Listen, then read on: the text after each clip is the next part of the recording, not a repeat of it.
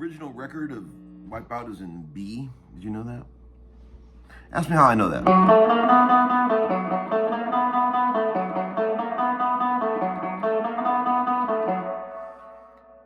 Because Marshall, my dear boy, played it recently in his 5th grade talent show, and we had a really hard time trying to figure out if he was going to do it in the original key of B or an A. So we didn't have to bring a capo. Because if you played in B, on that part you have to have a capo.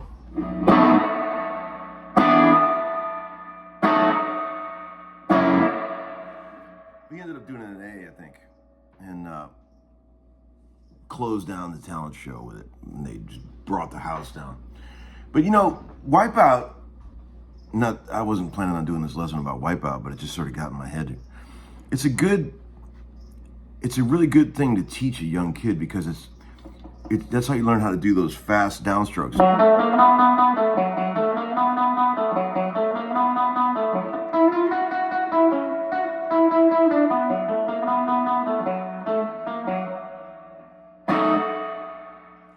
And he struggled with that for a while, trying to get those fast downstrokes together, but he's got it now. I'll tell you that, he's got it now. Look at this bitchin' old Maxwell House cup, man. How rad is that? I just woke up. My hair is a mess. I felt like rocking today. The many moods of Larry. When you put the middle pickup position on this guitar, you can't help but rock. It just wants to rock.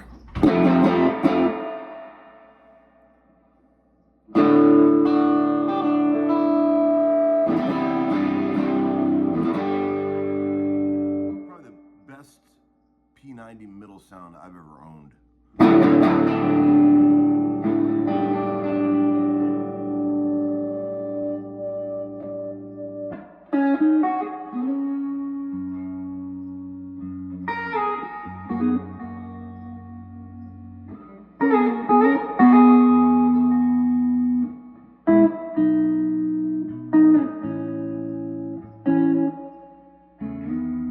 That's the chord everybody always messes up. So it's like,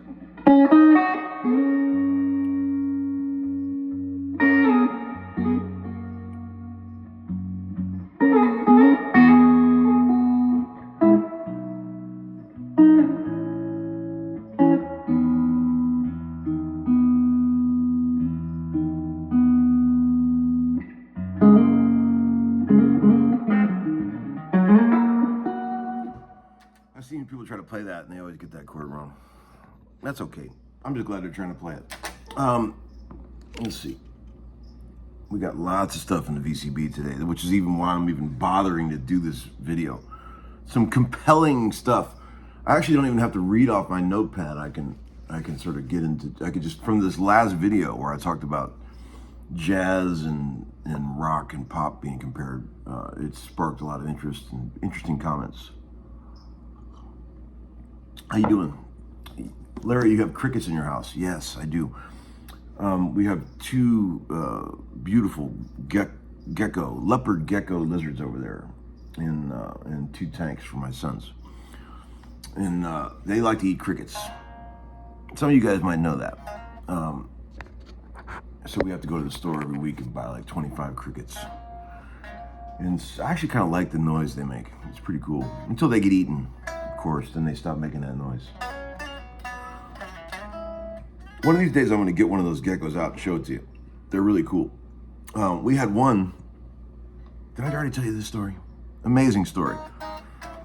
One of them got away while we were trying to clean the cage one day. It was very sad. Marshall was trying to clean their cages, and one of the two escaped from the garage. And we looked and looked, and they were crying. I think you already heard this story, but I'll tell you again for those who are new viewers. And we went to the pet store, and we were talking about maybe getting a replacement pet, but they were so heartbroken they couldn't do it.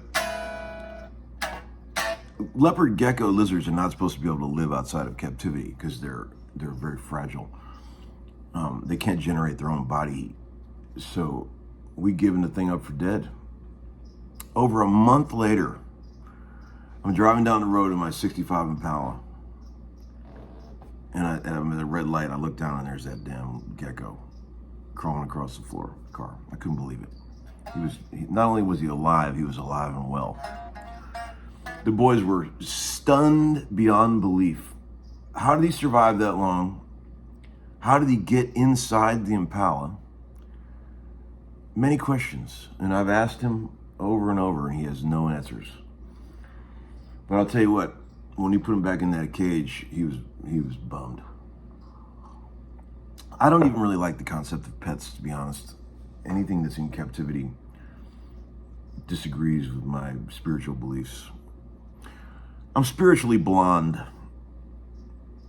No, I mean, I don't know. I don't really like zoos for that reason. I think God's creatures should be left to roam the earth the way they're supposed to. But if I was going to have a pet, did you ever see that YouTube video where the guy has a pet beaver? God, that thing is cute. I could do a pet beaver. Yeah, I know you guys are going to make jokes out of that, but that's okay. It's a guitar channel, for Christ's sakes. You don't have any taste. A couple things. If you haven't sat your ass down on your couch and watched the Nolan Ryan documentary on Netflix, do that tonight. That's all I'm going to say about that. That's a must for all homeschoolers out there. I love the fact that a couple videos ago I talked about having a contest and not a single submission. I love that about you guys. I said, let's do a little contest. Nobody plays along. That's great. I think that's hilarious. That just shows how low key all you cats are, and I love that. I appreciate that. Here's some hot VCB action. Hey Larry, how often do you refret instruments? Once, hopefully once. I don't think you need to refret guitars over and over. If you buy an old 63 Strat with the original frets, you should have to refret it one time, and then it should be good until you're dead, at least. Maybe your son would have to refret it another 30 years down the road.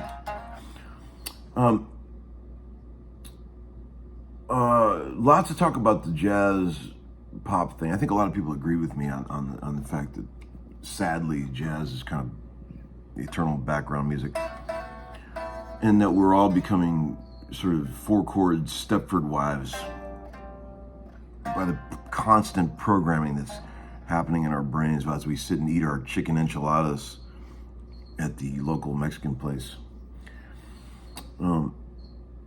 Actually, in Mexican restaurants, they don't really play a lot of pop music. They play that music, which is pretty fun to listen to.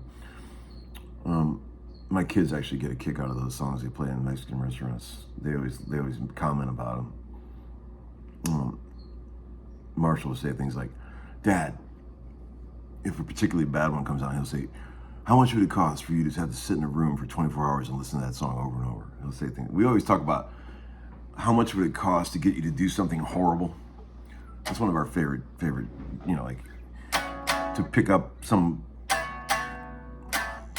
gross off the ground and eat it. Like, how much would that cost? We do that a lot.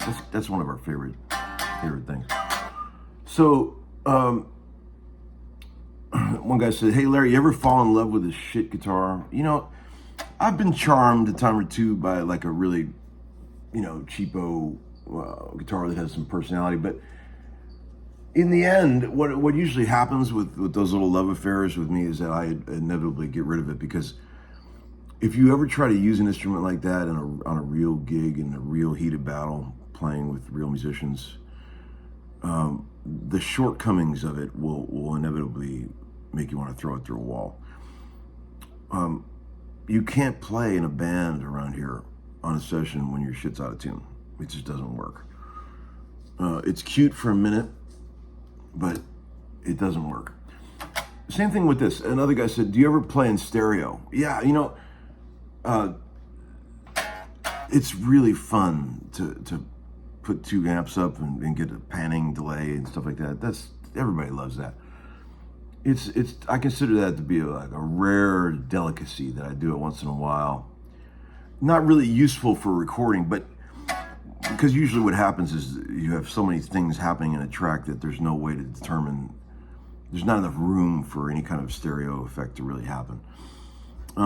If you're playing in a very small, very sparse combo, it is possible you can get away with some cool stereo stuff, but obviously the best stereo stuff is when you have the engineer do it. When you've got two amps and the engineer generates an amazing stereo delay or something, and you just hear it in the headphones and you're just like, it sounds like God. That's probably one of the coolest guitar sounds you're ever going to hear.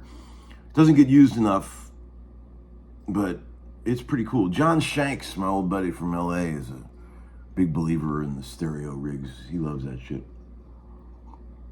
He won't even practice unless he's in stereo. But so that's cool. We do things pretty simple around here in Nashville. People don't get too excited about stuff. Whatever the easiest, quickest way to do it. That's what people do.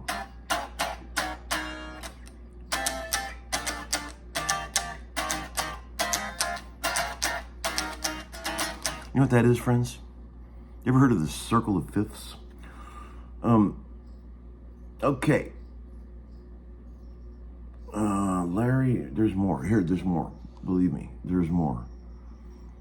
Who are your favorite jazzers, Larry? Yeah, Gecko, man. I love Gecko. I love Wes Montgomery. I like to listen to John Scofield when he was doing that trippy stuff with the pedals for a while. That was cool. Lenny Bro's early shit was amazing.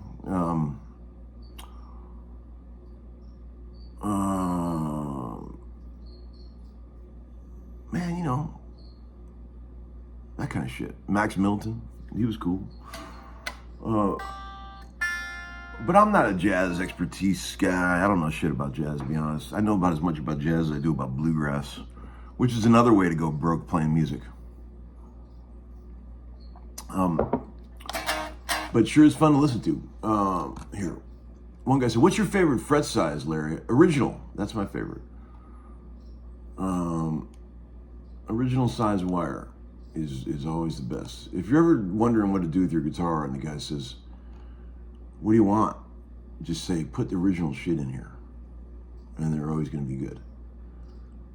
A lot of sweet comments. I appreciate you guys. One guy said, "Get some Zappa in your ears, people," in regards to listening to more complex music. Lifelong Zappa fan here, although I have noticed, as I've mentioned, I can't listen to a lot of Frank anymore. It was for a time in my life that for a long time, there was a couple years I wanted to be Frank Zappa, and then now I can't listen to it anymore. I don't know why. I was having this chat with an amazing drummer friend of mine, session guy that's played on 1 million records, and he said, the thing about Zappa is like, it's great and everything, but the last thing you would use to describe it is soul.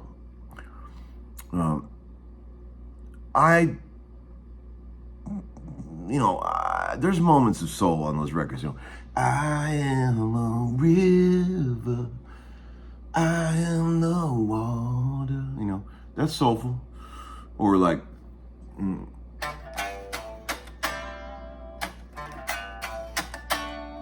give me your dirty love, like some tacky little pamphlet in your daddy's bottom drawer. Give me, that's pretty soulful. Or my favorite is Yo Mama of Shake Your Booty. I love that one. Man, I'm really getting into the weeds today. Too much coffee, friends. I'm sorry. But yeah, you know, I just can't listen to Frank anymore. I loved it for many years, and it doesn't wear well with me. A lot of people agree with me on the tribute band thing. It's a bit silly, but yeah, you know, hey man, again, I am all for musicians making money when they play music. If that's what you got to do to make some money, go fucking do it. That's what I say. Because it's a lot to ask the universe to support you financially by playing your instrument. Think about that. That's what we're all doing. I've mentioned this before. I'm gonna say it again. If you boil it all down to its most base thing, all this shit that we're talking about on here, you're asking the universe to pay you enough money to live just by playing your guitar or whatever instrument you play. Think about that. That's what we're all doing. That's crazy. You really want the universe to pay you for playing your guitar? Like, who cares? Yet we all find ways to do it somehow. It's amazing, really. It really is amazing. You think about it. Ponder that today, people. When you're done looking at the gear page, ponder that. Trying to find where in your chain to put the GE7 when you're done trying to find that. I better hang up because it's getting too weird. Oh, Wade Bowen shirt, man. Wade Bowen rules. You guys know Wade? Dear old friend of mine from Texas. I've played on a bunch of his records over the years. Lovely guy. All right, friends. Have a great day. Peace out.